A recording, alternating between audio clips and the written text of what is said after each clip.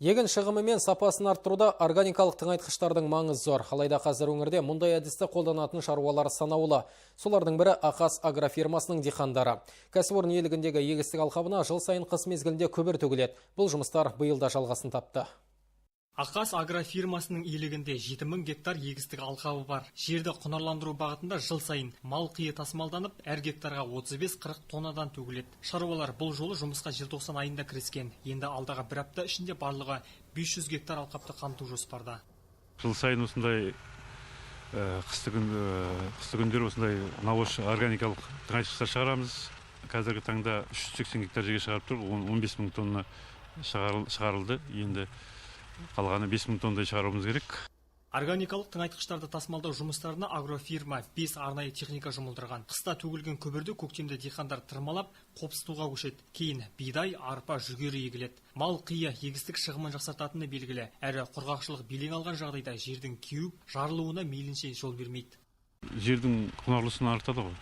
Бұл келесі жылғы оразайдың кепілі деген сөз органикалық тыңайтқыштар. Жерді биыл осылай қазір салып тастадық, көктемде тырмалаймыз, сосын жыртамыз. Удармен шығарып жатқан техника 4 КАМАЗ, 2 погрузчик, сосын кассетот. Ендігі міндет жердің құнарлылығын ұзақ жылға сақтап қалу. Бұл үшін минералды тыңайтқыштар қажет. Егістік алқабының әр гектары орташа есеппен 10 тонна минералды тыңайтқышпен қамтылған жөн. Осы арқылы топырақтың микрофлорасын өзгертуге мүмкіндік туады. Құнарлы жердің негізі шірінді, алайда кейінгі жылдары диқандар алқапта шөп қалдықтарын сақтап қалу үрдісін жойған. Гумус формируется в течение тысячелетий. Құнарлы топырақтың негізгі құрамы шірінді. Ал шірінді пайда болу үшін өте ұзақ жыл уақыт керек. Өткен ғасырмен салыстырғанда аймақта шірінді жинақтау жұмысы тіптен азайды. Бұған не себеп? Қазір шаруалар егістікті жинағанда сабандардың барлығын бірге жинап тастайды. Шөп қалдықтары егістік алқабында қалуы тиіс. Жылдар өткен соң олар шіріндіге айналады. Сәйкесінше жер құнарланады.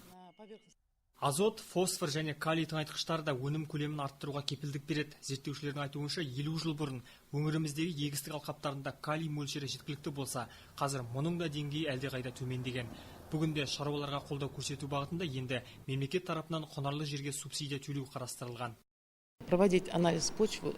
Биылдан бастап шаруаларға құнарлы жер үшін субсидия төленетін болады. Ол үшін алқапқа арнайы зерттеу жүргізілуі қажет. Оң нәтиже болған жағдайда диқандар әр гектарға субсидия ала алады.